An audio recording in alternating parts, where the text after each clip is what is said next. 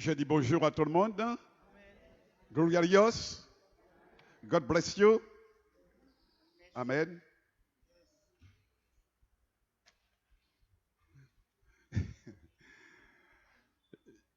Je vous bénis tous, chers bien-aimés, parce que vous aimez le Seigneur. Et parce que vous aimez le Seigneur, vous pouvez me supporter. C'est pas facile. Mais sachez une chose.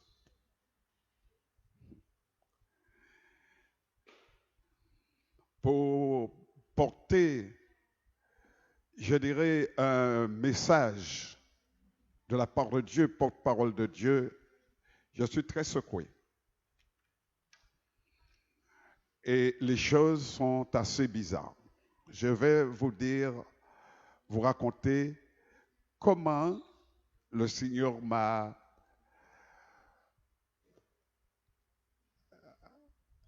interpellé pour que je puisse porter ce message.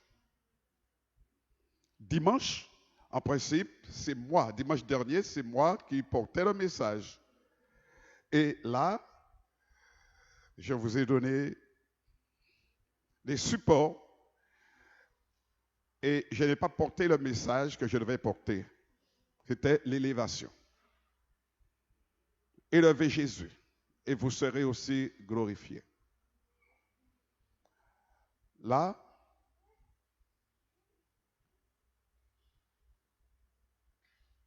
le pasteur au collier m'a dit, voilà, pasteur, j'aurais tellement envie que tu me remplaces dimanche. J'ai dit, mais j'ai déjà prêché. Il m'a dit, mais vas-y.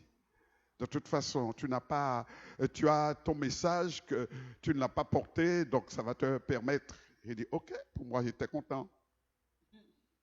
Le message est déjà fait. Et figurez-vous, chers bien-aimés, le vendredi, j'arrive et le prophète Valmont, Robert, il parle du jubilé. Et lorsqu'il parle du jubilé, moi j'ai bien aimé, etc. et tout. Le samedi, le Seigneur me dit, tu laisses ton message et tu vas prêcher sur le jubilé. Lorsque je me suis mis à genoux et j'ai dit, mais Seigneur, qu'est-ce que tu me fais là? Il me dit, tu ne sais pas ce que je fais là. Simplement obéis. Donc le jubilé, mes bien-aimés, je vais parler du jubilé parce que c'est une fête que le renouvelle tous les 50 ans. Amen. Donc, je reconnais que le frère Valmont, que Dieu l'a utilisé pour réparer, pour arranger, pour pouvoir connaître certaines situations, pour pouvoir prier.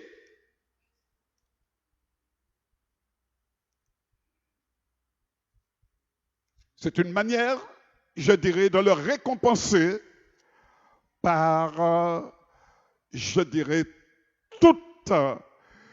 pas seulement l'effort, mais c'est sa sanctification, ce désir de voir cette, je dirais, et cette œuvre grandir. Je me souviens très bien, je vais aller vite, je me souviens très bien qu'un jour il m'avait pris à part, il m'avait dit, pasteur, cette église est préparée pour vraiment recevoir, pour entrer dans le réveil. Je l'ai écouté, et je suis rentré en moi-même, et j'ai vu que c'est moi qui freinais l'église. Je freinais l'église, pourquoi? Parce que je ne voulais pas voir de manifestation. Parce que je ne connaissais pas tout cela, je l'avais lu, mais dans mon esprit, je n'étais pas encore arrivé à cette maturité pour que ce ne soit pas la chair qui se produise, mais que ce soit l'esprit. Et aujourd'hui, plus que jamais, chers bien-aimés, c'est l'esprit Alors, mettez-vous au travail. Chers bien-aimés, que dit la Bible concernant le mot jubilé? L'année jubilaire est dans la loi une année spéciale où l'on remet les compteurs à zéro. Selon les indications du Lévitique 25 que vous lirez par la suite, ce n'est pas la peine de prendre, c'est assez long. Selon les indications du Lévitique 25, le jubilé a lieu tous les 49 ou 50 ans. Et il commence par une sonnerie de corps, de trompette, le jour de la fête de Yom Kippour, le grand pardon. Pendant cette année, on redonne une nouvelle chance à ceux qui n'ont pas su gérer leurs biens ou qui, victimes de maladies ou de tout autre fléau, de confusion, de troubles ou autres, ont dû se vendre comme esclaves. Ceux qui ont perdu leur liberté pour cause de dettes se retrouvent libres. Réglez vos problèmes, réglez vos problèmes. Chers bien-aimés, prenons comme support biblique Exode 29, verset 46. Exode 29, verset 46. Exode 29, 46. Ils connaîtront que je suis l'Éternel, leur Dieu, qui les a fait sortir du pays d'Égypte pour habiter au milieu d'eux. Je suis l'Éternel, leur Dieu. Amen. Chers bien-aimés, n'oubliez pas que nous sommes venus sur la terre simplement pour servir Dieu. Pour servir Dieu. Amen. Nous avons été réquisitionnés, nous sommes apparus simplement, mes bien-aimés, pour pouvoir servir le Seigneur. Amen. Gloire soit rendue à Dieu. La prophétie que nous venons d'entendre dans Exode 29, 46, nous savons que cette prophétie était l'ombre des choses à venir qui sera exprimée par un autre prophète. Joël 2, verset 21. Je parle toujours du jubilé. Joël 2, verset 21. Joël 2, 21. Terre, ne crains pas, sois dans l'allégresse et réjouis-toi, car l'Éternel fait de grandes choses. Amen. Amen. Chers bien-aimés, pourquoi cette recommandation? Sois dans l'allégresse et réjouis-toi. Oh Dieu! C'est vrai, lorsqu'on est dans la chair, on pourrait, je dirais, se lamenter, on pourrait se poser des questions, mais lorsque vous marchez avec Dieu, lorsque vous marchez dans la voie de la sanctification, de la consécration, Dieu est avec vous. Amen. Et c'est pourquoi Joël, le prophète, dit, la terre entière, ne crains pas, sois dans l'allégresse et réjouis-toi, car l'Éternel fait de grandes choses. L'Éternel fera pour vous de grandes choses. Vous souhaitez vous marier, vous souhaitez avoir une belle maison, vous souhaitez avoir, je dirais, une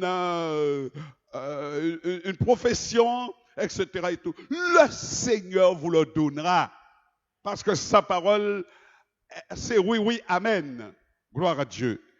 Chers bien-aimés, nous allons encore laisser le prophète Joël s'exprimer. Au verset 25-27. Joël 2, verset 25-27. Joël 2, 25-27. Je vous remplacerai les années qu'ont dévoré la sauterelle, le gélec, le hasil et le gazam, ma grande armée que j'avais envoyée contre vous. Vous mangerez et vous vous rassasierez et vous célébrerez le nom de l'Éternel votre Dieu qui aura fait pour vous des prodiges. Amen. Et mon peuple ne sera plus jamais dans la confusion. Amen. Continuez. verset 27. Oui. Et vous saurez que je suis au milieu d'Israël, que je suis l'Éternel, votre Dieu, et qu'il n'y en a point d'autre. Et mon peuple ne sera plus jamais dans la confusion. C'est la Amen. confusion, mes bien-aimés, qui nous rend malades, qui nous trouble. C'est la confusion, chers bien-aimés, qui vraiment nous détruit. Le peuple de Dieu ne doit pas être dans la confusion, quelle que soit, alléluia, la mission. Parce que, attention, oh Dieu, dans Matthieu chapitre 4, quand Jésus avait commencé sa mission, il était en jeûne, il a jeûné pendant 40 jours, 40 nuits. Et pendant qu'il était en jeûne, la Bible dit, l'Esprit le réquisitionna pour pouvoir l'éprouver. Vous ne pouvez pas être utilisé si d'abord vous n'avez pas été éprouvé. Alors, lorsque vous entrez dans cette dimension d'épreuve, que ce soit par la maladie, que ce soit par des choses très surprenantes, remerciez le Seigneur. Que toute chose concourt au bien de ceux qui aiment Dieu. Une fois, j'avais commencé à maugréer, à dire, Seigneur, pourquoi ça ne m'intéresse pas? Pourquoi, Seigneur? Et le Seigneur qui envoie mon fils pour faire un message, d'ailleurs, ça ne l'intéressait pas tellement, c'est l'amertume. L'amertume. Je ne veux pas qu'il y ait d'amertume dans ton cœur. Je ne veux pas, alléluia. Je veux simplement que tu me glorifies. Mais comme je ne suis pas fort spirituellement, j'ai dit, Seigneur, d'accord, je te demande pardon, mais dites-moi un peu, conduis-moi. Le Seigneur m'a dit, c'est moi qui le permets. C'est moi qui le permets. Et il dit, pourquoi, Seigneur? Pourquoi? Et il me dit, à ce moment-là, c'est la doctrine des convergences.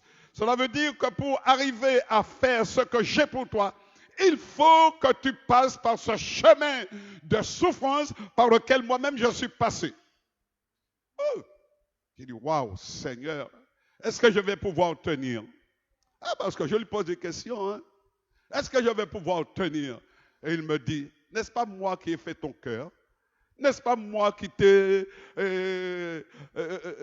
mis mon souffle en vous? N'est-ce pas moi? N'est-ce pas moi? Il m'a supporté. Et je dis merci Seigneur, parce qu'il aurait pu déjà me terrasser. Parce que j'ai été vraiment, je lui ai posé des questions. Oh, alors simplement, mon frère, ma soeur, réjouis-toi dans le Seigneur. Réjouis-toi dans le Seigneur. Bénis le Seigneur à travers tes tribulations, à travers les épreuves que tu passes. Bénis-le. C'est cette attitude qu'il attend de toi. Chers bien-aimés, le jubilé est aujourd'hui un mécanisme qui doit rassembler tous les peuples qui ont souffert à cause de trop grandes inégalités sociales. Aujourd'hui, les riches prennent plaisir à écraser les pauvres. Mais vous savez, en fin de compte, lorsque vous allez dans la parole de Dieu, je dirais que heureux les pauvres en esprit, car ils verront Dieu. Heureux les pauvres en esprit. Alléluia. Peut-être que vous aurez à vous plaindre parce qu'il vous faut de l'argent, il vous faut ceci, il vous faut cela. Mais écoutez-moi, l'argent c'est maman. Par contre, le Seigneur ne vous laissera jamais sans manger. Pierre et Jean qui avaient été formés dans la présence de Dieu, parce que le Seigneur avait dit, vous ne prendrez, vous irez prêcher la parole, vous irez là où je dois aller, mais ne prenez ni bourse, ni argent, ni or. Simplement, allez avec ce que je vous donne. Et vous savez, sur leur chemin, ils ont rencontré un homme qui avait un problème depuis de nombreuses années. Et le mendiant demandait un petit argent. Mais Pierre et Jean, Pierre a dit, je n'ai ni or, ni argent, mais ce que j'ai, je te le donne. Au nom de Jésus, lève-toi et marche. Oh, alléluia. Nous sommes formés à l'église pour entrer dans cette dimension de la parole de Dieu. Dis un mot et la chose se réalisera. C'est ce qui est le plus important. Mais pour cela, chers bien-aimés, il faut vraiment, je dirais, être dans la volonté de Dieu. Pas faire ce que toi tu veux, mais faire ce que lui, il veut. Car bien souvent, j'ai constaté cela. Je lui ai dit, Seigneur, voilà encore une remarque. Seigneur, pourquoi tu veux m'humilier comme ça? Pourquoi tu veux m'écraser comme cela? Je n'ai pas cette habitude-là. Le Seigneur, je lui dis, d'autant plus, Seigneur, je n'ai pas besoin de tout ça, moi. Mais il me dit, avant d'être humilié, tu t'égarais. Maintenant que tu passes par ce chemin-là, tu verras ma gloire. Gloria a Dios. Chers bien-aimés, nous sommes capables de traverser ce temps difficile en apprenant à nous aimer. Ce n'est pas l'un à côté de l'autre, mais c'est l'un avec l'autre. Acte 4, verset 32. Apprenons à nous aimer, apprenons à partager, apprenons, mes bien-aimés, à vraiment, je dirais, former un. Amen. Acte 4, 32. La multitude de ceux qui avaient cru n'était qu'un cœur et qu'une âme. Amen. Nul ne disait que ses biens lui appartinssent en propre, mais tout était commun entre eux. Amen. Amen. Le jubilé est aussi un moment où le peuple se souvient de l'amour de Dieu. Dieu ne nous laissera jamais tomber. Et le jubilé, c'est ce temps. Le temps dans lequel nous vivons, ce jubilé, chers bien-aimés, parce que nous sommes obligés de nous rassembler, nous sommes obligés de nous mettre ensemble pour, ne serait-ce même que pour nettoyer l'église. Ce n'est pas une partie seulement qui travaille et puis les autres sont là simplement. Non, c'est ensemble que le travail se fait. Alléluia. Chers bien-aimés, Romains 5, verset 8. Romains 5, verset 8. Romains 5, 8. Mais Dieu prouve son amour envers nous en ce que, lorsque nous étions encore des pécheurs, Christ est mort pour nous. Amen. Amen. C'est ça l'amour de Dieu. C'est pourquoi il ne faut pas avoir peur, mes bien-aimés, de servir quelqu'un, d'aller aider quelqu'un. C'est ça l'évangélisation. Ce n'est pas simplement Dieu t'aime, Dieu t'aime, Dieu t'aime, mais c'est aller vers quelqu'un qui a sentir les besoins et puis aider.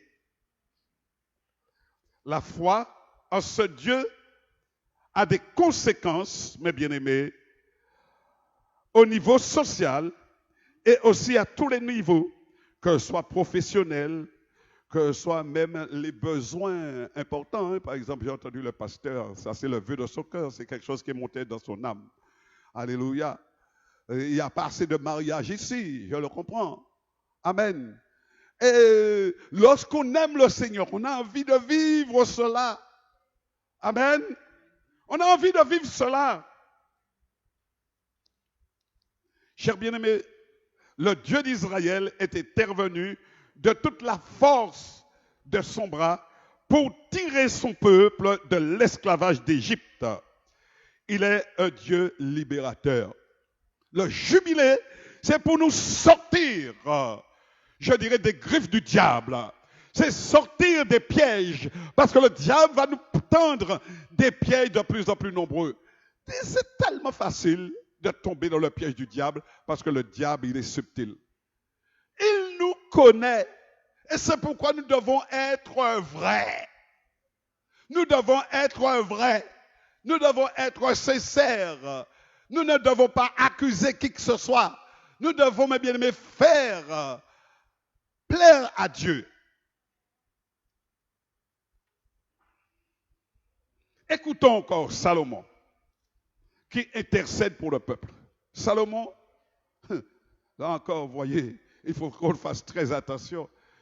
Salomon, Dieu l'a béni énormément, au-delà de ce qu'il pouvait supporter. Mais la bénédiction l'a aussi détruit.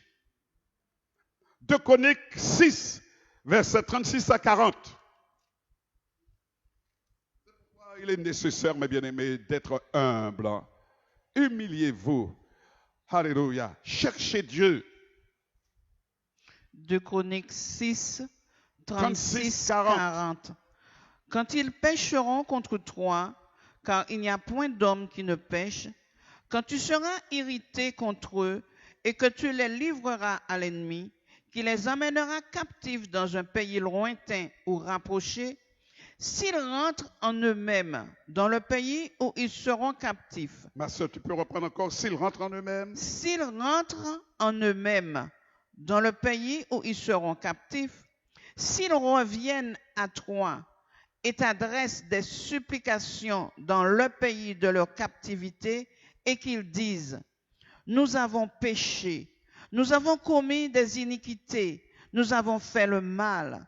S'ils reviennent à toi de tout leur cœur et de toute leur âme dans le pays de leur captivité où ils ont été emmenés captifs, s'ils t'adressent des prières, les regards tournés vers leur pays que tu as donné à leur père, vers la ville que tu as choisie et vers la maison que j'ai bâtie en ton nom, exauce des cieux, du lieu de ta demeure, leurs prières et leurs supplications, et fais leur droit.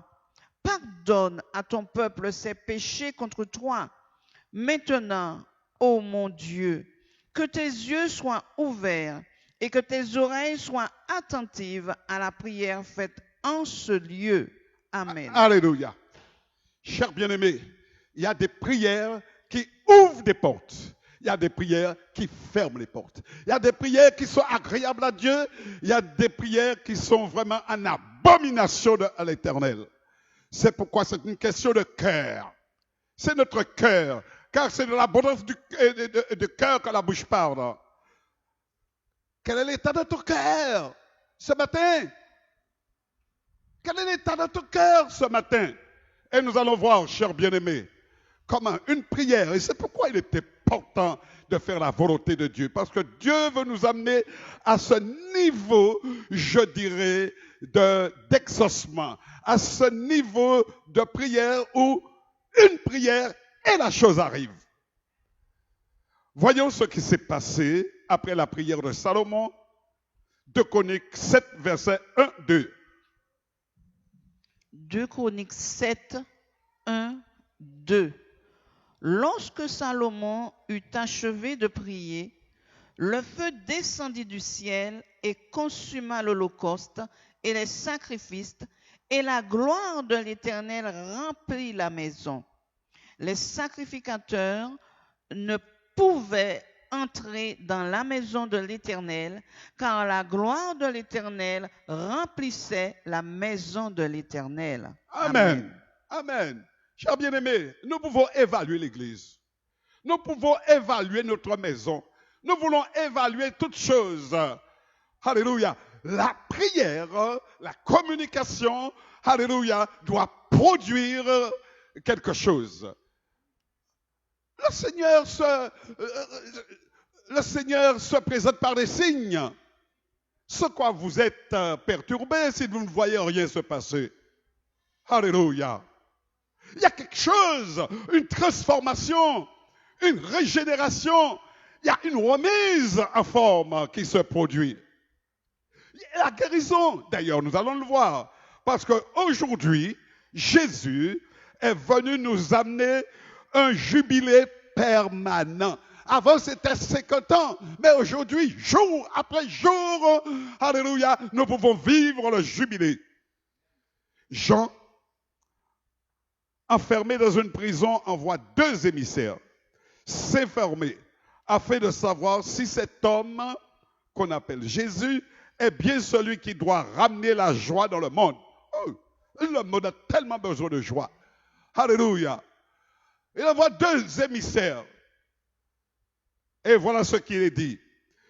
Luc 7, verset 22. Et Jésus va répondre.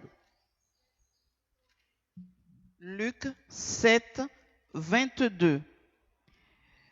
Il leur répondit, allez rapporter à Jean ce que vous avez vu et entendu. Les aveugles voient, les boiteux marchent, les lépreux sont purifiés, les sourds entendent, les morts ressuscitent. La bonne nouvelle est annoncée aux pauvres. Amen. Mes bien-aimés, cette année, écoutez-moi, tout doit être restitué car c'est l'année de la grâce. Et pour conclure, proclamons, comme nous l'a demandé le prophète Valmont vendredi, que cette année, le diable nous a assez volé. Amen. Nommons les méfaits du diable: la peur, la maladie, l'accusation, la démission, les biens matériels, l'argent, etc. et tout, la désobéissance, l'incrédulité. Pardon. Oh, alléluia. Il n'y a pas de plus grand voleur que le diable. Mais le temps est arrivé, chers bien-aimés, nous allons nous lever et nous allons lui dire, diable, ce n'est assez. Remets-moi ce que tu as volé. Il t'a déjà volé beaucoup de choses. Hein? Ah, papa. Si je pouvais te faire sortir dans la cage qui est là, mais ça va se faire. Parce qu'il a fait tellement qu'il a, tu sais, qu'il t'oblige encore à t'enfermer. À présent, c'est chaîne en pied, chaîne en main, tout partout. Alléluia, on ne sait où se mettre. Mais aujourd'hui, c'est ton jour. C'est le jubilé pour toi. Nommons les méfaits. Chers bien-aimés, tout doit être restitué car c'est l'année de la grâce.